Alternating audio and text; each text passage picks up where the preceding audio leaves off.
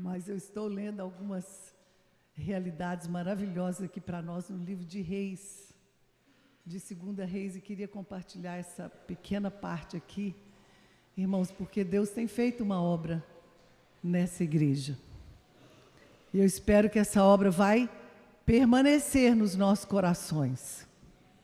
Mas tem um princípio muito importante aqui no livro de 2 Reis, que nos ensina a humilhar o nosso coração e a clamar.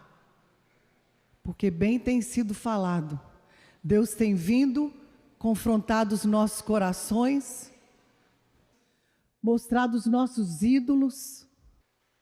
Eu digo, não é o ídolo maior, mas é um dos maiores ídolos nesse planeta. É a tal da informática. A internet e todo esse pacote que envolve a internet, que foi algo muito bom para o progresso, mas Satanás tem usado. Mas Satanás tem usado grandemente. E são instrumentos excelentes de trabalho para a humanidade. Quanta coisa que pode cortar o tempo, pode nos instruir, pode nos ajudar nas pesquisas, pode nos guiar. Mas nós temos um inimigo, irmãos. Nós temos um inimigo e esse inimigo sempre vai achar uma brecha. Mas a brecha ele acha por quê? Porque tem lá a brecha, senão ele não entraria. E Deus, no seu infinito amor, tem vindo para nós, tem vindo para esse grupo, tem vindo para essa igreja. Fecha as brechas. E a brecha é fechada quando nós reconhecemos que aquilo é pecado onde nós temos andado. Nós temos andado longe de Deus. Ai, mas só isso? É só isso? Deus falou em Apocalipse, aquele que é limpo, limpe-se mais. Procure ser mais purificado. John falou uma coisa tão importante ontem, eu vou pedir ele para me repetir. Aquele que é impuro, ele vai ficar mais impuro ainda. Porque é a natureza daquele que não tem Jesus, daquele que não nasceu de novo. Eu vou dar mais uma vez um exemplo do meu amado pastor. Ele falava, pega uma ovelha, isso é o caráter. Pega uma ovelha e joga ela num monte de lama. A primeira coisa que ela vai fazer é o quê? Porque é o instinto dela. Ela foi criada assim, para ser assim. Ela não foi criada para a lama. Ela se sacode toda. Ela quer se ver livre daquela lama, daquele barro. E Deus está nos chamando para ser ovelhas e não cabritos. O porco acha uma poça de lama, o que ele faz? Ele se alegra.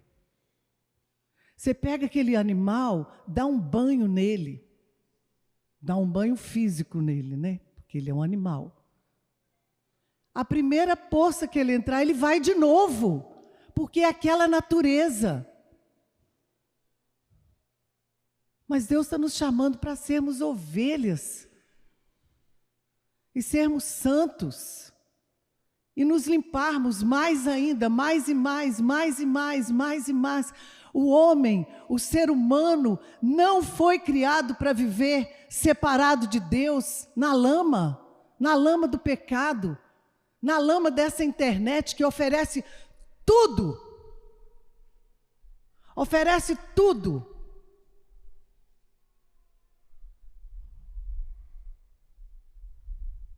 Especialmente na área de impureza.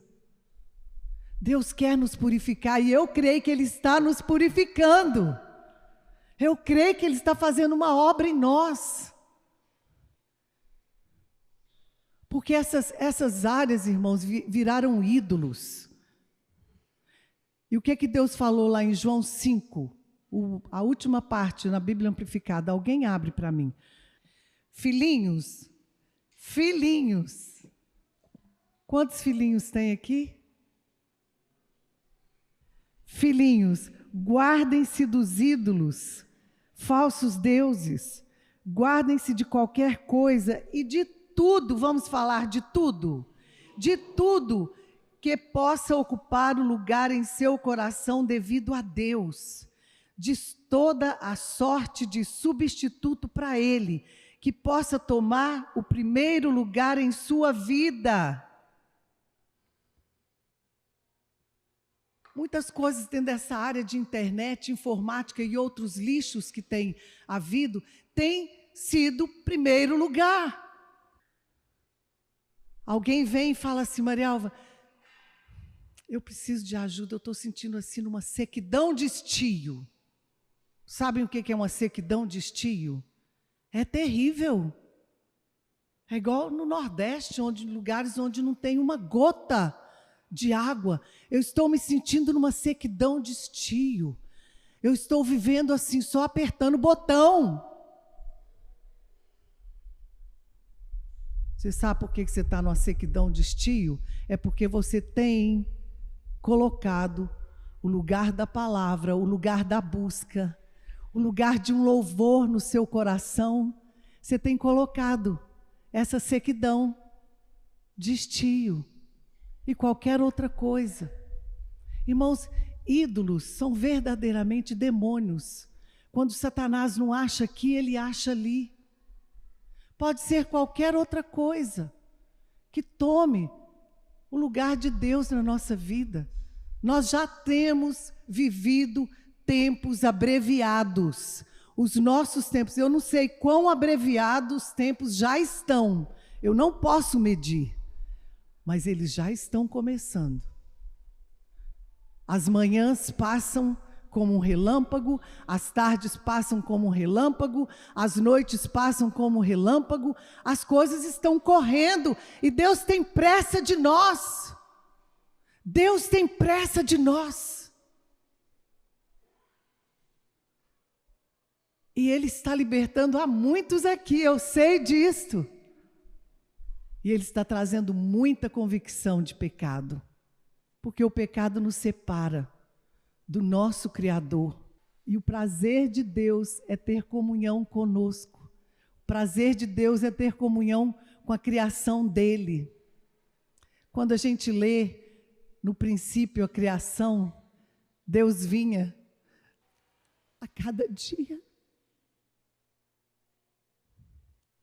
A Bíblia fala que Ele vinha na viração do dia para ter comunhão com o homem. Mas esse homem escolheu se separar dele. E ele veio e perguntou: onde estás, Adão? Ele se escondeu. Quando nós estamos na sequidão de estio, nós não temos às vezes força nem de buscar e muito menos de ler a palavra.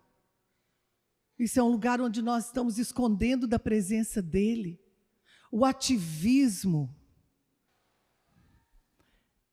é aquela roda. E Deus está nos chamando para interceder, para sermos limpos, para sermos puros, para termos algo para dar, para sermos o sal da terra. Quando o sal é insípido, ele não tem sabor, Deus falou que ele só serve para ser descartado. Ele está chamando: seja sal da terra. Eu quero ser esse sal, eu quero ter aquela perseverança. Porque vida cristã é vida de perseverança. São todos os dias. E é de glória, né, Felipe? De glória em glória, de glória em glória. Quem quer ir de glória em glória? Eu quero. Deus é tão bom, é tão maravilhoso. Quando Ele não podia, né, estar ali mais com Adão como era anteriormente, lá mesmo Ele falou: eu vou enviar o meu filho, meu único filho,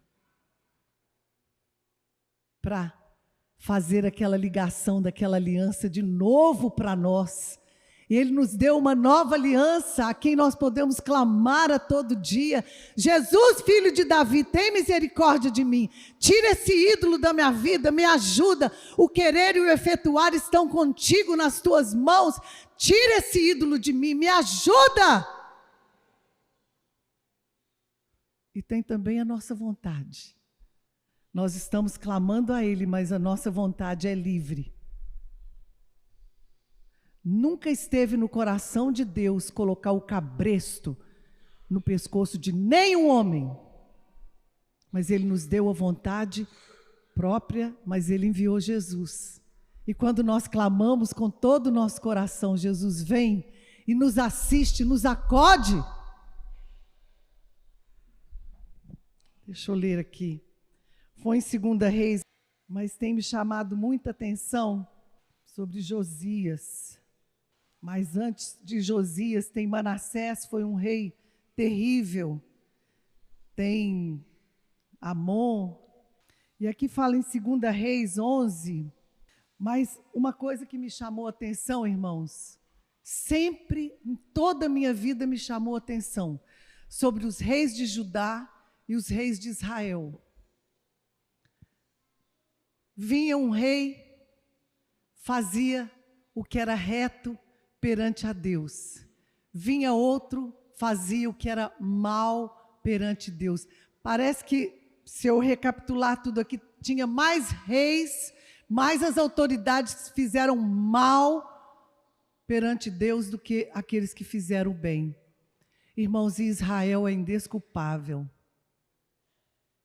Ali eram 2 reinos, o reino do norte e o reino do sul. O reino do norte, se não me engano, era Israel, o reino do sul era Judá. Eram mais reis que fizeram mal. Que tristeza no coração de Deus. Aqui fala no versículo 11. Tendo o rei ouvido as palavras do livro da lei, rasgou suas vestes. Esse ato de rasgar as vestes é um ato de humilhação. Ordenou o rei a Ilquias, o sacerdote, a Aicão, filho de Safã, a Acor, filho de Micaías, a Safã, o escrivão, e a Asaías, servo do rei, dizendo: Ide, consultai o Senhor por mim, pelo povo e por todo Judá, acerca das palavras desse livro que se achou, porque grande é o furor do Senhor, que se acendeu contra nós, porquanto nossos pais não deram ouvidos às palavras deste livro. É o capítulo 22, perdão, 2 Reis. As palavras desse livro para fazerem segundo tudo quanto de nós está escrito. Eu estou agora no 14. Então o sacerdote Ilquias, Aicão, Acbor, Safã e Asaías foram ter com a profetisa Uda, mulher de Salum, o guarda-roupa, filho de Tikva, filho de Ará, e lhes falaram. Ela habitava na cidade baixa de Jerusalém. Ela lhes disse: assim diz o Senhor, o Deus de Israel, dizei ao homem que vos enviou a mim. Deus já conhecia o coração dele. Assim diz o Senhor: eis que trarei males sobre este lugar e sobre os seus moradores, a saber, todas as palavras do livro que leu o rei de Judá, visto que me deixaram e queimaram incenso a outros deuses para me provocarem a ira com todas as obras das suas mãos. O meu furor se acendeu contra este lugar e não se apagará. Porém, ao rei de Judá, que vos enviou a consultar o Senhor, assim lhe direis: assim diz o Senhor, o Deus de Israel, acerca das palavras que ouviste, porquanto teu coração se enterneceu e te humilhaste perante o Senhor, quando ouviste o que falei contra este lugar e contra os seus moradores, que seriam para assolação e para maldição, e rasgaste as tuas vestes e choraste perante mim, também eu te ouvi, diz o Senhor. Pelo que eis que eu te reunirei a teus pais, e tu serás escolhido em paz, recolhido em paz à tua sepultura, e os teus olhos não verão todo o mal que hei de trazer sobre este lugar. Então levaram eles ao rei esta resposta. Os sacerdotes, os profetas e todo o povo, desde o menor até o maior, e leu diante deles todas as palavras do livro da aliança que foram encontradas na casa do Senhor.